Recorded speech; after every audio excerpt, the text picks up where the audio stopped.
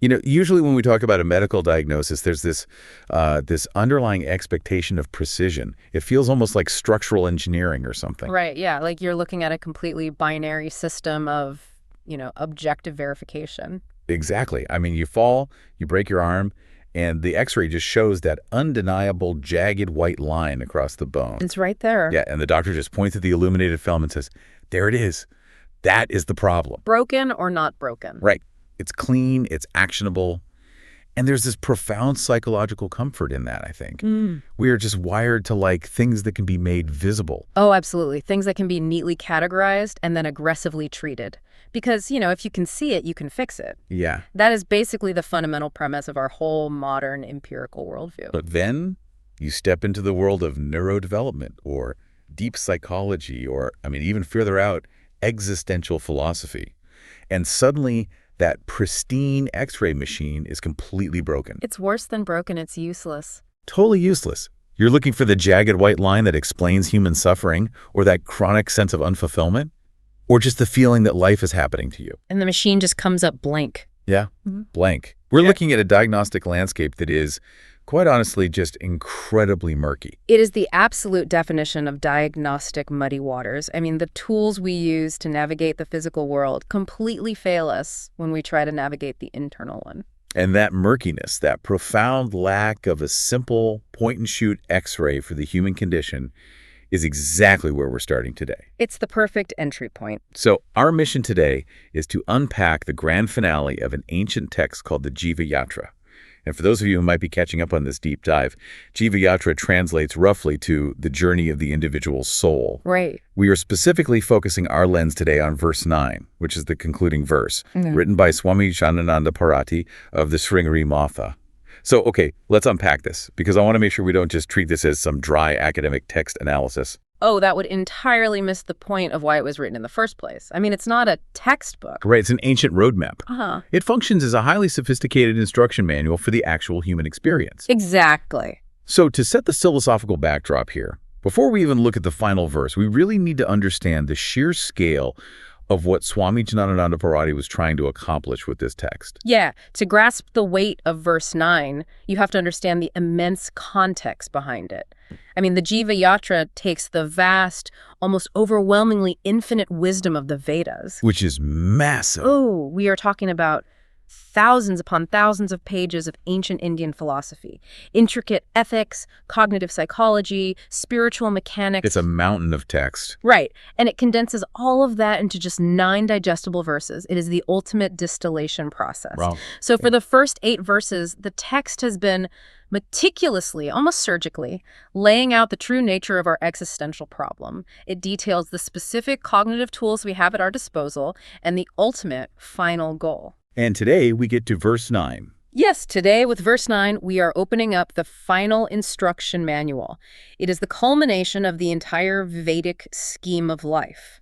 It's the moment where all that dense theory actually has to translate into practical footsteps, right? The blueprint is drawn, the materials are gathered, and now we actually have to build the house. That's a great way to put it. So how does this final verse actually read? Like, what is the opening declaration? So the verse begins with a very specific orienting declaration in Sanskrit. It says, Itam Vedavako Bireva Niyanaha Vayam Yatrika. Let's translate that for the listener, just so we're all on the same page. Sure. It translates to, we are travelers on the path designated by Vedic words, having set our feet on this eternal path of Dharma, following the scheme of Varna and Ashrama, traveling gradually to the destination of liberation, moksha, which is our very nature of bliss.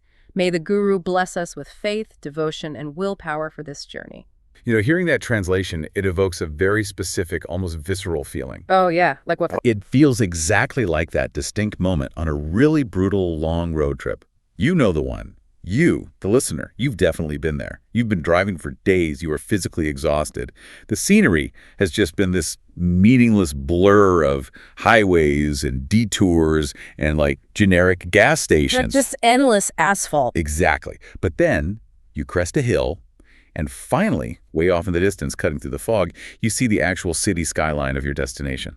That is a highly accurate psychological parallel, actually. It's this moment of profound, quiet clarity. You're taking stock, you're looking at the vehicle you're driving, you're double-checking the map you've been using, and you're actively, deliberately gathering your remaining energy for that final stretch. You aren't actually in the city yet, but the aimless wandering is over. Yes. You're oriented. And that state of orientation represents a massive tectonic shift in perspective from where the text began. If we look back at the earlier verses of the Jiva Yatra, they dealt with a fundamentally different kind of travel. They weren't talking about a road trip with a map. Not at all. They didn't describe a deliberate road trip. They described the helpless wandering of the soul. The text uses the concept of samsara, which characterizes the human experience as moving from birth to birth, from one fleeting experience to another, entirely without choice. Just bouncing around. Yeah. It's the sensation of being like a dry leaf caught in a storm. You're completely subject to external forces, societal pressures, and internal, unexamined compulsions. You don't know where you're going, you just know you're in perpetual, exhausting motion. Exactly. It's like being trapped on a conducted tour where you absolutely hate the itinerary, you don't speak the language of the tour guide, but the doors to the bus are locked. You are moving, but you have zero agency. Yeah, zero. And the source material explicitly touches on that feeling of profound helplessness. You don't know where the switchboard is to turn off the ride. You just don't know how to stop the journey. But now in verse 9, that changes. Radically. Arriving at verse 9, there is a total psychological transformation. The individual is no longer a passive, helpless wanderer. They are stepping onto a chosen path with a verified map. Right. They've transitioned from a victim of existential circumstance to a deliberate, conscious traveler. The phrase vayam yatrika, we are the travelers, is a radical claim of agency. But, to travel effectively, to really commit to that kind of agency and take the wheel, you must first completely trust the road you're walking on. Yes. You have to trust the infrastructure. Right. You can't be second-guessing the structural integrity of the bridge while you're literally driving over it. And this text doesn't just say, go out there and find your own personal truth, whatever that means for you. No, it's not vague at all. It's highly opinionated. It prescribes a very specific ancient path. It does. It doesn't leave room for absolute relativism. The text breaks down this path using two key terms, Vaidika Marga and Sanatana Dharma. Let's break those down. So Vaidika Marga literally means the path prescribed by the Vedas. But it's the second term, Sanatana Dharma, that really carries the philosophical payload here. Okay, Sanatana Dharma. Right. Sanatana means eternal. And Dharma, in this specific context, means the teaching, the fundamental nature of reality, or the underlying law of the universe. So it translates to the eternal teaching. And from my understanding of the sources, the text makes a very sharp, almost controversial distinction here between human knowledge and this eternal knowledge. It's a crucial epistemological distinction. The text categorizes all knowledge into two distinct buckets, parousia and aparousia. Okay, parousia first. Parousia means knowledge of human origin. It is born of the human intellect. So our physical sciences, our literature, our modern psychology, our economic models. All the stuff we're really proud of. Exactly. These are all brilliant, but they are firmly parousia. They are inherently limited because they're produced by human instruments. Our senses and our minds are naturally flawed. They're constantly subject to bias. Yeah, and therefore, the knowledge they produce is subject to constant revision. Okay, so wait, let me push back on this a little bit. Right. Because as a modern person, as the listener sitting here today with a smartphone in their pocket that connects to satellites in literal space, it is really hard to just swallow the idea of an eternal non-human path without extreme skepticism. Oh, sure. It sounds very dogmatic to modern ears. Yeah. We are culturally trained to question absolutely everything. We revere disruption, right? We think anything old is inherently outdated. Right. So how does this concept of an eternal, unchangeable, non-human path actually help a modern traveler? Doesn't framing it as aparousia just make it sound like rigid, unchallengeable dogma? That is the most natural modern objection, and it's a vital one to address in this deep dive. But if we analyze the mechanics of what eternal means here, it isn't about an outdated rulebook dictating what kind of clothes you should wear or what calendar you should use. Yeah. Calling it sanatana, or eternal, means it addresses the fundamental, completely unchanging nature of the human predicament. Think about it analytically. Despite all our compounding technological advancements, our incredible medical breakthroughs, and our instant access to global information. The core of what it feels like to be a person hasn't changed. Precisely. The subjective human experience hasn't evolved at all. Meaning the software gets constant updates, But the fundamental hardware of the human brain is identical to what it was millennia ago. Yes. The fundamental human problem, that deep-seated gnawing sense of lack, the paralyzing fear of mortality, the constant restless search for fulfillment. That belief that, if I just get this next promotion or if I just get into this next relationship, I will finally be happy. Right. That was the exact same psychological problem for someone living 3,000 years ago in an agrarian society as it is for a tech executive managing AI in Silicon Valley today. That's so true. The aesthetic of the problem changes, but the architecture of the problem is eternal. So the argument is that if the human problem is eternal, a temporary human-invented solution just won't fix it. Exactly. Therefore, the solution, the underlying architecture of ultimate fulfillment, must also address that eternal foundation. The path is eternal because the problem is eternal. It completely bypasses the fluctuating, trendy theories of human intellect. Right. It goes straight to the bedrock root of the human condition. It's not trying to cure the symptom. It's targeting the underlying disease of perceived limitation. Okay, that reframes it entirely. It's not about regressing to an ancient lifestyle. It's about utilizing an ancient schematic that perfectly maps the unchanging structure of the human mind. Well said. Okay, so we have this beautiful eternal philosophy. We know where the path comes from.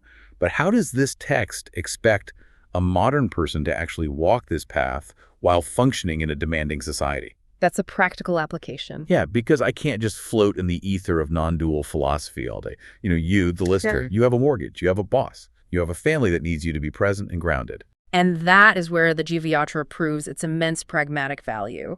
It doesn't ignore physical, societal reality at all. It provides a highly structured operational vehicle for this journey, which is known as the Varnasrama Vyavasta. Varnasrama Vyavasta. Let's break that down, because those are heavy, often misunderstood terms. Very misunderstood. It's essentially the Vedic organizational scheme of life, and it is designed to perfectly balance the macro ecosystem with the micro individual. Okay. Let's look at the two halves of this engine. First, you have Varna. Varna represents the occupational designation, your outward social responsibility. It is your specific contribution to the macro setup, to society at large. Like your job. Essentially, yes. The underlying idea is that every single human being has a unique psychological disposition, right? Yeah. A specific set of innate talents, inclinations, and capacities. Sure. Varna is about identifying that disposition and finding the occupation where you can most effectively contribute those specific talents to the healthy functioning of the whole society. So Varna is my external duty. It's how I serve the world around me, whether I'm an engineer, an artist, administrator, or a teacher. Yes. It is the role you play in the grand play of society. But then, critically, you have the second half, which is ashrama. Okay. Ashrama is the individual internal role. It is a designation based on your spiritual level of maturity or your specific stage of life. The tradition usually breaks this down into the student, the householder, the retiree, and the renunciate. 4 stages. Right.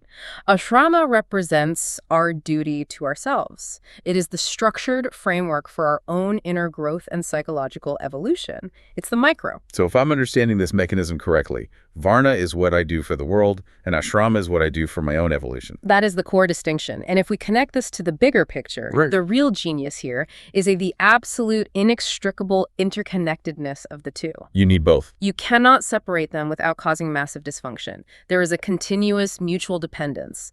The individual's health affects the society, and the society's structure affects the individual. The text uses a physiological comparison. It's like the relationship between the mind and the body. Can you definitively, scientifically say if a physiological illness is causing your depression? Or if your chronic depression is suppressing your immune system and causing the physical illness? You can't. They're locked in a constant dynamic feedback loop. Yeah. One is always influencing the other. Right. And similarly, you cannot evolve spiritually. You cannot truly fulfill your ashrama if you are completely parasitically disconnected from the societal ecosystem. Makes sense. Conversely, a society cannot thrive, it cannot maintain its varna structure if it is made up of spiritually stagnant, selfish, unevolved individuals. The Varnasrama system is an architectural design meant to make these two forces work in tandem. It's synergistic. Completely. Your daily work, your mundane responsibilities, your varna isn't a distraction from your spiritual path. It is the arena where your spiritual path, your ashrama, is actually practiced, stress-tested, and refined. I have to pause here because this feels incredibly, urgently relevant to the modern listener. I mean, Our current society is practically defined by forcing people into a brutal, binary choice between these two things. We separate them completely. We are constantly torn in half. On one side, you have this relentless, grinding hustle culture, the immense pressure to produce, to be a functional cog in the macroeconomy, to climb the corporate ladder, often at the complete expense of your physical health, your mental stability, and your family life. Which, in this framework, we would diagnose as the extreme pathology of Varna without ashrama. Yes. It is societal contribution entirely devoid of internal evolution. Exactly. And then, on the complete opposite end of the spectrum, usually as a desperate reaction to that burnout, you have this highly individualized, sometimes narcissistic self-care movement. Right, the retreat. People radically retreating from societal responsibilities, quiet quitting, isolating themselves, and focusing purely on their own peace of mind, sometimes to the point of complete societal detachment and self-absorption. And that is the pathology of ashrama without Varna. It is the pursuit of personal peace while ignoring your duty to the ecosystem that actually sustains you. We just swing wildly between those two extremes. We burn out for the system, and then we drop out for ourselves. It's a pendulum of dysfunction. What strikes me as so brilliant about this ancient text is how ingeniously it fuses both into a single cohesive engine for progress. It tells you that you don't have to abandon the modern world, move to a mountain, and become a monk to find enlightenment. No, not at all. But it also tells you that you can't abandon your soul just to be a productive employee. It asks you to use the actual friction of your societal contribution, the annoying boss, the difficult client, the tedious spreadsheets, as the very sandpaper needed to polish your own inner growth. It's a dual-piston engine. That is a highly functional way to conceptualize it. You are serving the setup by doing your job well, and the setup is serving your evolution by providing the exact challenges your ego needs to grow. It transforms mundane work into a spiritual laboratory. So let's say the listener is fully on board. They are in this vehicle, they are doing their duty to society, and they are doing their inner work. The natural, immediate question the modern mind asks is, okay, what's the ETA? Are we there yet? How fast should I expect to see results from this dual-engine setup? Oh, we always want the timeline. Because we are conditioned to expect prime delivery on everything, including enlightenment. And here we encounter a single critical word in verse 9 that acts as a massive speed bump for the modern mind. What is it? Kramasha. Kramasha. What is the mechanical translation of that? It translates to gradually, systematically, step by step. The verse explicitly states that we travel kramasha to the destination of liberation. So no overnight enlightenment. Absolutely not. The journey to ultimate knowledge, to moksha, is not a sudden, explosive, overnight revolution. It is an evolution. It requires time, sequencing, and immense patience. When I was reading the source notes on this, there was an analogy from Swami Chinmayananda that really stuck with me. He tries to explain why this gradualness is non-negotiable, and he uses the analogy of a ripening mango. Yes, the mango analogy is a classic in this teaching lineage, and it perfectly illustrates the mechanics of growth. Let's walk through it. So imagine you have a completely raw green mango. Right. But you are impatient. You want it to be sweet, and you want it right now. You can't just yell at the mango to ripen. You can't stare at it until it turns yellow. That doesn't work. So what do people do? In commercial farming, they try to artificially life hack the process. They use chemicals, like calcium carbide, to force it. Right. And what is the result? On the outside, it looks perfectly yellow. It looks completely ready. But the moment you bite into it, the truth is revealed. It's sour. It's acidic. It is completely devoid of that fundamental, organic, deep-seated sweetness that only comes from time on the tree. It's a fake ripening. The visual is perfect, but we need to dive deep into why the psychological equivalent of that artificial ripening is actually incredibly dangerous. It comes down to structural instability. Structural instability of the mind. Exactly. If we look closely at the mechanics of the mind as presented in these Vedic texts, the mind, the intellect, and the emotional faculties are like physical muscles. They must be prepared sequentially to hold the sheer weight of ultimate knowledge. Rushing spiritual growth leads to a complete lack of integration. What does that lack of integration look like in practice? Like what happens to a person? Imagine taking an entirely unprepared mind, a mind that is still deeply attached to its ego, its fears, and its physical identity, and suddenly exposing it to the ultimate reality of non-duality. Just dropping it on them all at once. Right. If you suddenly force the realization that the ego is an illusion, you are not your body, the world as you see it is not ultimately real, it won't liberate that person. It will terrify them. Wow. Yeah, that would be completely destabilizing. Without the gradual preparatory steps, that profound truth is often misinterpreted by the ego. It can lead to debilitating nihilism where the person thinks nothing matters at all. Because they haven't built the foundation. Exactly. It can lead to severe clinical depression or dangerous psychological dissociation where they completely detach from reality. The vessel, the human mind, must be slowly expanded. It has to be fired over years in the kiln of daily varnasrama duties and discipline before it has the structural integrity to hold the ocean of infinite knowledge without shattering. I want to connect this directly to you, the listener, because this is the ultimate trap of our era. Think about how often we all try to artificially ripen our own wisdom. We do it constantly. We do this constantly. You listen to a 10-minute, high-speed summary of a dense, 500-page philosophical masterpiece while you're simultaneously folding laundry and checking emails. Oh. Right. And at the end of it, your intellect thinks, great, I've got the core concepts. I understand Stoicism or I understand Advaita Vedanta. I am enlightened on that topic. But real wisdom doesn't function like a software patch you just download into your brain. The intellectual data is just the raw mango. Exactly. The intellectual comprehension is merely the very first step. It requires time for that conceptual knowledge to travel from the intellect down into the emotional layers and finally into the behavioral layers of your being. Where it actually changes how you live. Yes, where it actually dictates how you react when someone cuts you off in traffic or when you lose your job. That integration takes time, it takes the friction of lived experience, and it takes repeated grueling exposure to your own flaws. That is the essence of kramasha.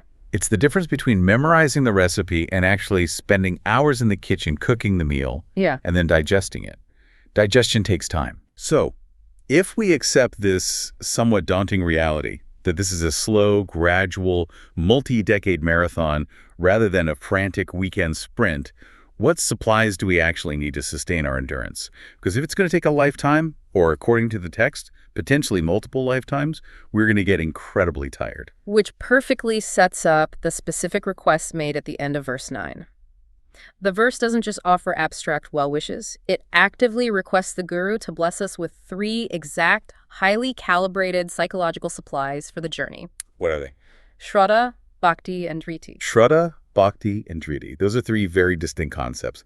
Let's really unpack the mechanics of each one because they seem to function like different parts of an engine. They do. But before we define them individually, we need to observe the intricate balance the text is striking here between 2 opposing forces, prayatna and grace. Okay, let's start with prayatna.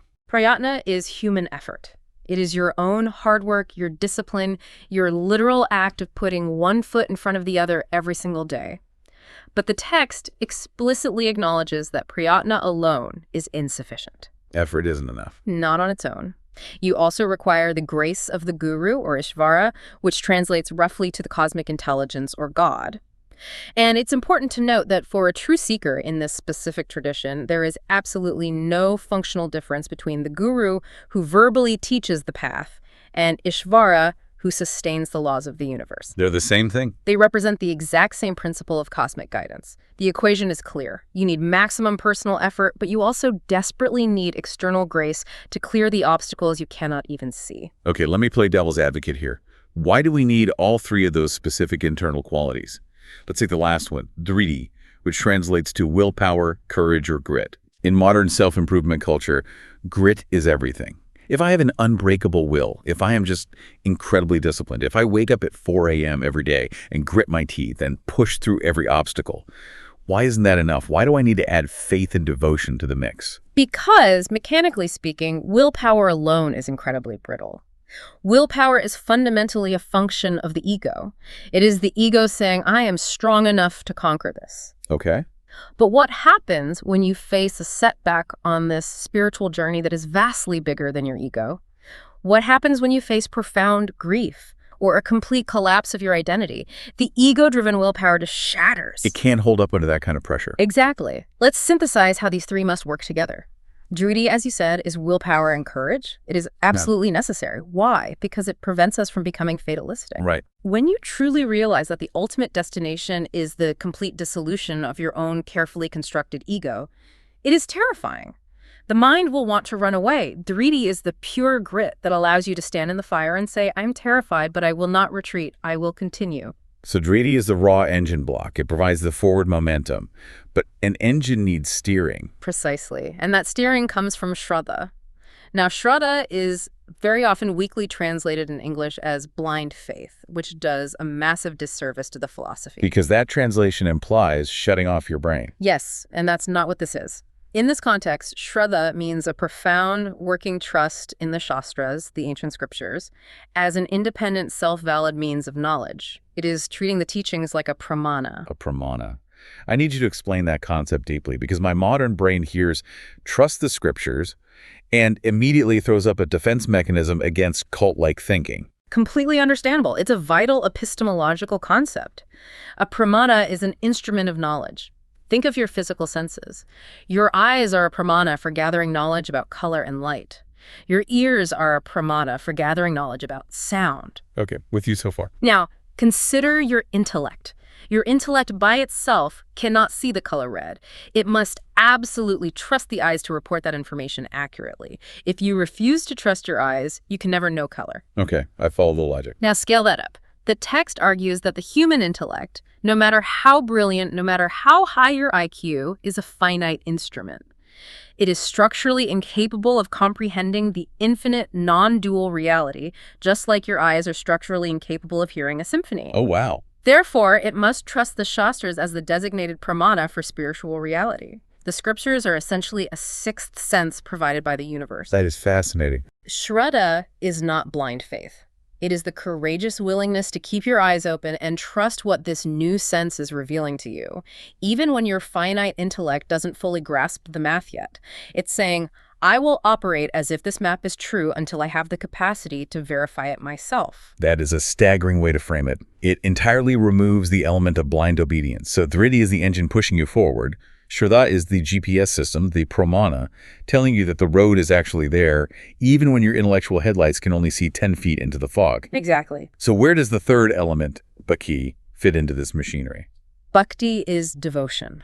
It is love. If dhriti is the engine and shraddha is the GPS, bhakti provides the essential emotional fuel. Jewel. A spiritual pursuit that is based entirely on intellectual analysis and rigorous discipline very quickly becomes dry, mechanical, and eventually utterly exhausting. The human mind craves joy. It does. Bhakti softens the heart. It alchemizes the arduous, painful journey from a grim, teeth-gritting duty into a profound labor of love directed toward the highest reality. Without the emotional resonance and surrender of bhakti, the mind will eventually rebel. I will just give up. It will inevitably seek out finite, worldly pleasures again because it is starving for joy. Bhakti gives the mind a higher, infinite joy to hold on to during the steepest parts of the climb. You literally cannot make the trip without all three. You need the grit to survive the terrain, you need the trust in the map to know you aren't walking in circles, and you need the love for the destination to keep the engine from burning out. That's the perfect summary. And that brings us finally to the destination itself. We have our map, we have our dual-engine vehicle of daily duty, we have accepted the excruciatingly gradual pace, and we are loaded up with our three supplies. Where exactly are we going? The verse explicitly names the final goal.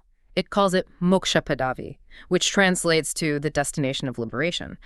But what's fascinating here is that this is where we hit the most profound paradigm shift of the entire text. This is where the jiva yatra reveals its ultimate mind-bending twist. This is the part that completely flips the board upside down. Walk us through it. Up until this exact moment, for the entirety of this deep dive, we have been utilizing the metaphor of a physical journey. We've talked about road trips, maps, vehicles, and cresting hills. Right. And normally, a journey is conceptualized spatially. You travel across space from point A, like New York, to point B, like London. Even in many global religious contexts, the journey of the soul is conceived as traveling to a physical or semi-physical geographic location after death. Like heaven. Exactly. You die, and you travel to Svargaloka, a heavenly realm, or a golden city in the clouds. Right. It's the idea that you board an astral train to the good place. It's a literal change of zip code. Exactly. But the Advaita Vedanta tradition, which this text embodies, aggressively and systematically dismantles this idea. The journey to moksha is entirely figurative. It is a strictly cognitive journey, not a spatial one.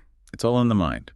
To truly understand the mechanics of this, we have to break down the three distinct types of distances that can theoretically separate a human being from a desired goal.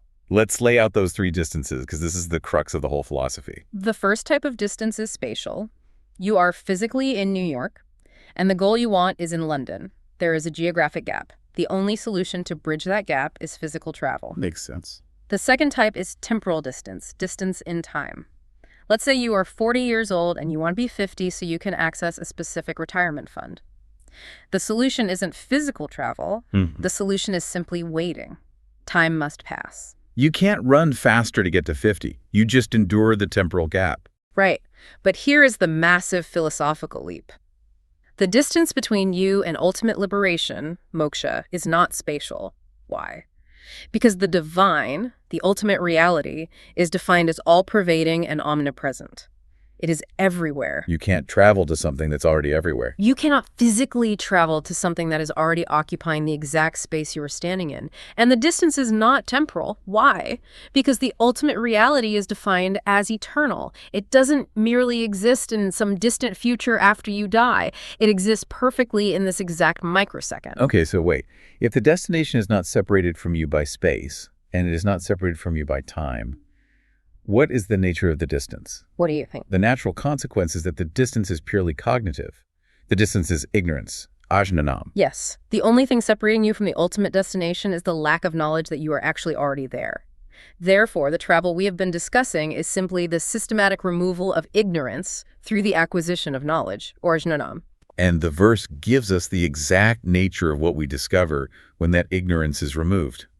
It calls the destination Anandarupam. Anandarupam translates to your own inherent true nature, which is characterized as eternal bliss or nityananda. Okay. The ultimate realization of the jiva yatra is that we are not trying to gain a new, unprecedented experience from the outside world.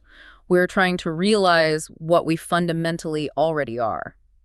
The destination is the traveler. I have to jump in here to share an analogy from the source material, because talking about removing ignorance to find yourself can sound incredibly abstract and woo-woo to a lot of people. You really can. But the text uses the 10th man analogy, and it is arguably the single best psychological tool to make this abstract concept concrete. It is a masterful story. Please share it. So imagine 10 friends are traveling together through a dense forest, and they come across a fast-flowing, incredibly dangerous river that they must cross to continue. They all jump in, they battle the current, and eventually they all drag themselves onto the opposite bank. They are exhausted, coughing up water, but alive. Barely made it. Right. The designated leader of the group gets everyone together and says, "That was too close. Let me count and make sure we all survive the crossing." He points to the others and counts. 1, 2, 3, 4, 5, 6, 7, 8, 9. He freezes. He counts again. 1, 9. He panics. "There are only 9 of us. We lost the 10th man in the river." Absolute panic sets in. The reality of loss hits them. Total devastating panic. Everyone starts weeping. They're frantically searching the muddy riverbanks. They're diving back into the shallows, looking behind rocks. They're beating their chests, grieving for the lost 10th man. Just tearing themselves apart. They are completely exhausting themselves physically and emotionally, searching for him. Then a wise, calm traveler happens to be walking by on the road. He sees these 9 soaking wet men weeping on the riverbank and asks what the tragedy is. And the leader tells him. The leader, through his tears, says, "We started our journey with 10 men, and now there are only 9. The river took the 10th man." The wise traveler looks at the group, silently counts them with his eyes, smiles slightly, and says, "Line up in a row." He sees the problem immediately. He tells the weeping leader to count them one more time. The leader points down the line. 1, 2, 3, 4, 5, 6, 7, 8, 9. And right at that exact moment, the wise traveler reaches out, takes the leader's pointing hand, turns it 180 degrees, points it directly at the leader's own chest, and says, "And you are the 10th man." It's brilliant because it perfectly maps the exact psychological shift of enlightenment. Suddenly, the grief instantly vanishes. The frantic, exhausting search along the riverbank immediately stops. Now, let's analyze the mechanics of what just happened.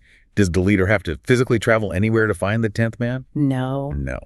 Did he have to wait for time to pass for the 10th man to arrive? No.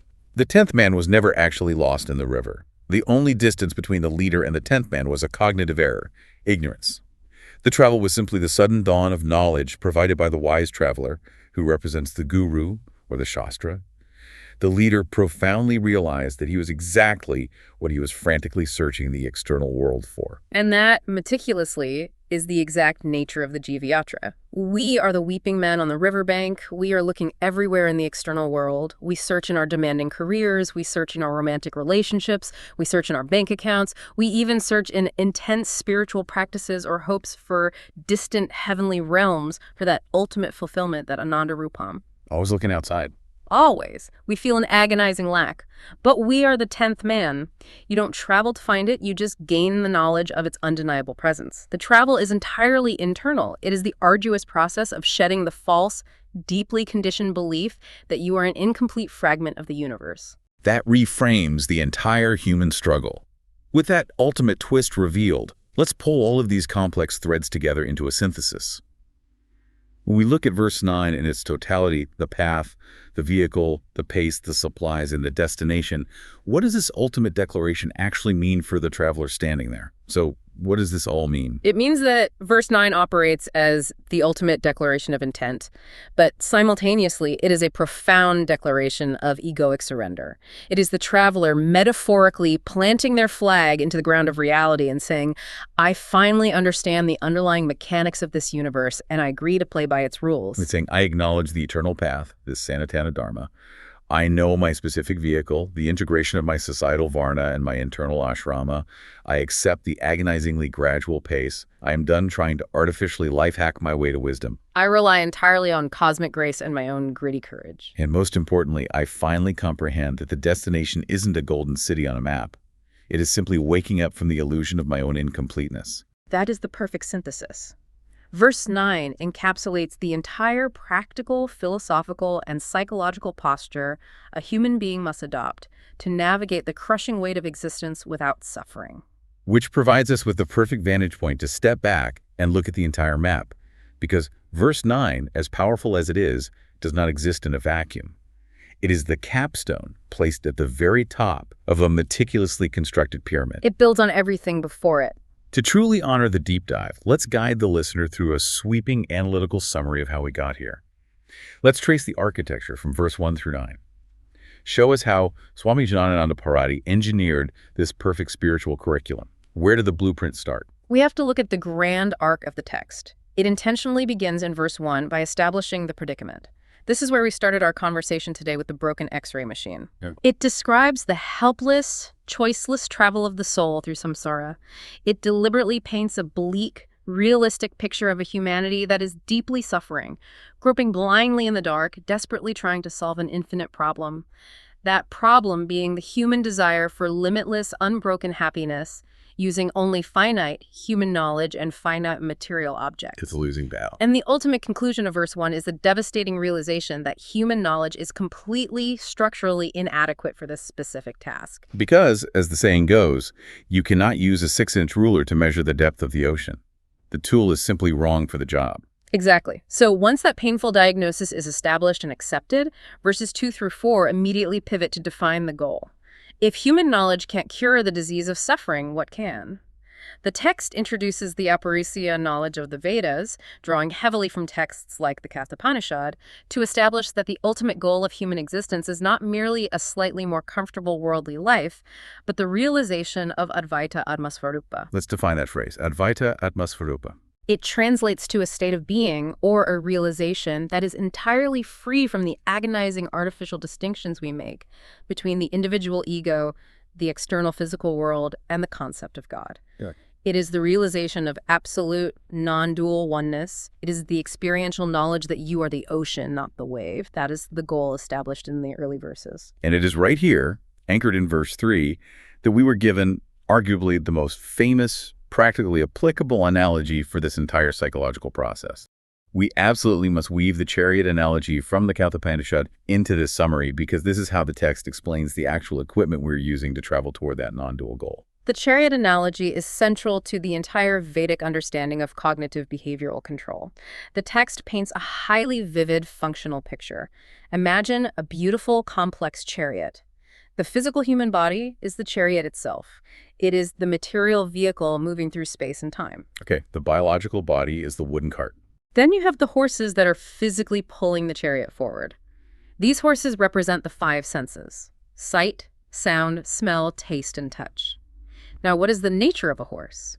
They are immensely powerful, they are full of chaotic energy, and if left to their own devices, their natural biological inclination is to run wildly toward whatever attractive objects are out there in the world. The eyes run toward beautiful forms, the tongue runs towards sweet food. Right, if you just drop the reins and let the horses do what they want, they aren't going to pull you steadily down the road to enlightenment.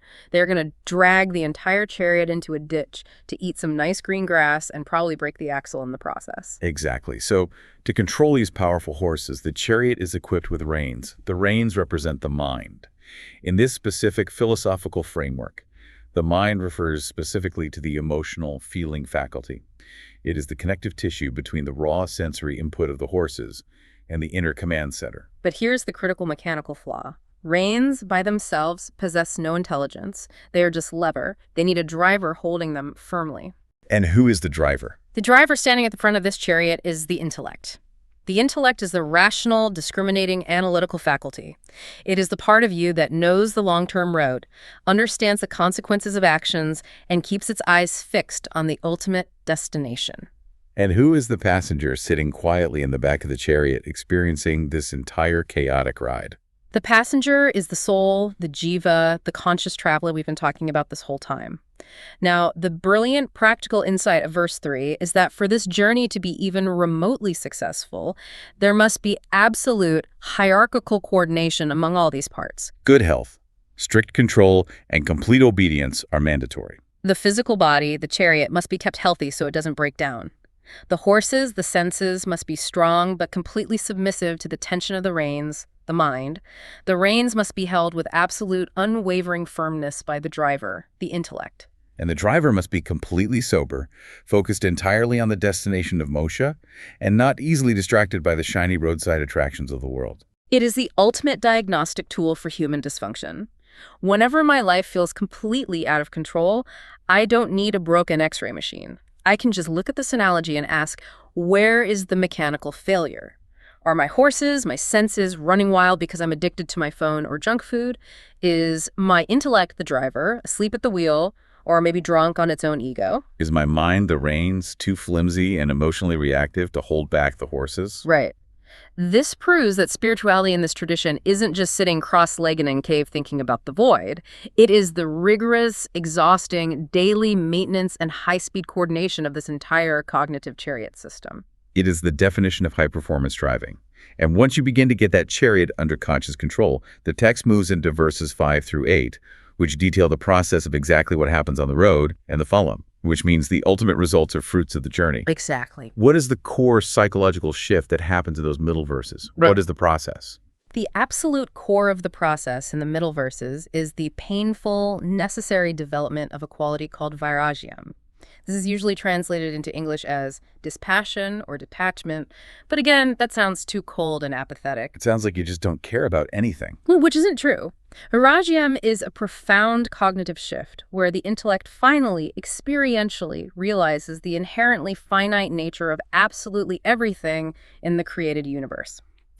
You realize that any joy derived from a physical object, a human relationship, a societal status, or even a highly elevated heavenly realm like Svarga Loka is inherently temporary. Everything ends. The ironclad law is that whatever is created by action in time must eventually be destroyed by time. Which means that even heaven has a strict expiration date in this philosophical system. Yes, absolutely. Because heaven is conceptualized as a place you go to as a direct result of accumulating good karma. It's a cosmic bank account. But when you spend all that good karma enjoying the heavenly realm, the account runs dry and you are ejected back into samsara. True vairagya, true dispassion, is the intellect looking at all finite things, even the incredibly beautiful, seemingly perfect ones, and realizing with absolute clarity that they cannot quench the infinite, eternal thirst of the soul. They are all ultimately mathematically inadequate. It's like a starving person realizing that no matter how much salt water they drink from the ocean, they will only become more violently thirsty. Eventually, if they are smart, they simply stop craving the salt water. Not because they suddenly hate the ocean, but because their intellect has finally accepted that salt water does not and cannot solve the fundamental problem of thirst. That is the exact mechanism of vairagya. It is the falling away of false desires through the dawn of right understanding. And as this dispassion profoundly matures through the daily disciplined coordination of the chariot, the text finally explores the ultimate results, the phalam. And what are those? It describes two specific states of liberation that the traveler achieves, jivan mukti and videha mukti. Let's distinguish those two states because they represent the finish line. Jivan mukti translates to liberation while still actively living in the physical body. This is the state where the intellect has fully, completely assimilated the knowledge of non-duality. The ego has been seen through. The chariot is still physically moving through the world. The person is still performing their varna duties, talking, working, and interacting. But the passenger inside knows with absolute certainty that they are not bound by the chariot. Exactly. They're entirely psychologically free, playing their designated role in the world without a single ounce of attachment, anxiety, or internal suffering. They are in the world, but fundamentally not of it. And what about the final state, videha mukti? Videha mukti is what mathematically happens at the biological dropping of the physical body at the moment of death for someone who is already a jivan mukti. For the unenlightened person, the ignorant traveler, the ego survives the death of the body and simply continues the exhausting, choiceless travel to another body, to another experience. The road trip continues endlessly. But for the liberated soul? For the liberated soul, the jnenin, because the ignorance that sustained the ego has been completely eradicated by knowledge, the ego itself dissolves at death. It merges completely back into the macrocosm. The travel, the jiva yatra, finally and completely stops. There is no individual entity left to return. The wave perfectly realizes it is water, the wind stops blowing, and the wave simply slips back into the calm ocean. The ultimate eternal rest. The definitive end of the samsaric road trip. Which brings the entire sweeping architecture of the text full circle back to verse 9, which has been our singular focus today. Verse 9 is the grand conclusion of this epic. Having clearly understood the terrifying predicament of endless wandering, having seen the ultimate goal of non-dual bliss, having learned the exhausting mechanics of driving the chariot of the body and mind, and having developed the profound dispassion to let go of finite toys, the traveler now stands on the very edge of eternity. It's the precipice. Verse 9 is that final, incredibly lucid breath where they accept the eternal path, trust the excruciatingly gradual pace, ask for the divine grace to endure the friction, and bravely step forward into the ultimate realization of their own infinite true nature. It is genuinely staggering when you lay it all out like that. The architecture of this text, it is a masterclass in spiritual engineering. It takes the most incredibly complex, abstract, seemingly ineffable concepts of human existence, why we suffer, who we are, where we are going, and it grounds them into a step-by-step, highly actionable, completely logical roadmap. It truly is a testament to the profound, unmatched depth of the Sanatana Dharma and the specific analytical brilliance of Swami Jnanananda Harati in successfully condensing an ocean of knowledge into a single cup. It leaves absolutely no part of the human experience unaccounted for. It covers everything. Human society, psychological individuality, behavioral action, emotional devotion, and ultimate non-dual knowledge. They are not treated as separate subjects. They are all meticulously woven into a single, unbreakable, cohesive tapestry of liberation. Well, listener, I know we just threw an immense, almost overwhelming amount of density at you over the last hour. This is definitively not the kind of deep dive you just listen to once in the background and forget. This framework is incredibly heavy. It requires serious intellectual digestion. Yeah. But I hope you also see that it is profoundly, deeply liberating. It really is. Because what this ancient text is ultimately telling you is that the chaos you feel inside, the anxiety, the burnout, the sense of wandering, isn't a glitch in the system. It is the system functioning exactly as it should to push you toward growth. And there's an ancient, verified map out of the maze. The map has been there all along. The ultimate choice is simply whether we choose to pick it up, read it accurately, and walk it with courage. Exactly. So here's a final thought for you to mull over today as you re-enter the chaotic world. As you go back to your life, as you grip the steering wheel of your car, or cook dinner for your kids, or walk into your next high-pressure meeting, if the ultimate destination of the Jiva Yatra is simply realizing your own pre-existing true nature, if you really are the 10th man on the riverbank, then every single step you take to get there, every intense effort you make, every painful struggle you endure, every exhausting moment of holding those reins tightly is actually happening within the destination itself. You're already there. You are already walking on the exact ground you are desperately trying to reach. If you are fundamentally already what you seek, how does that subtly change the way you walk into your office tomorrow? How does it change the anxiety you bring to your relationships tonight? You aren't traveling out into some That is the ultimate profound comfort waiting at the bottom of the muddy waters. The absolute clarity you were looking for is already inside you. Keep driving that chariot. Keep a firm grip on those reins. We'll see you on the next deep dive.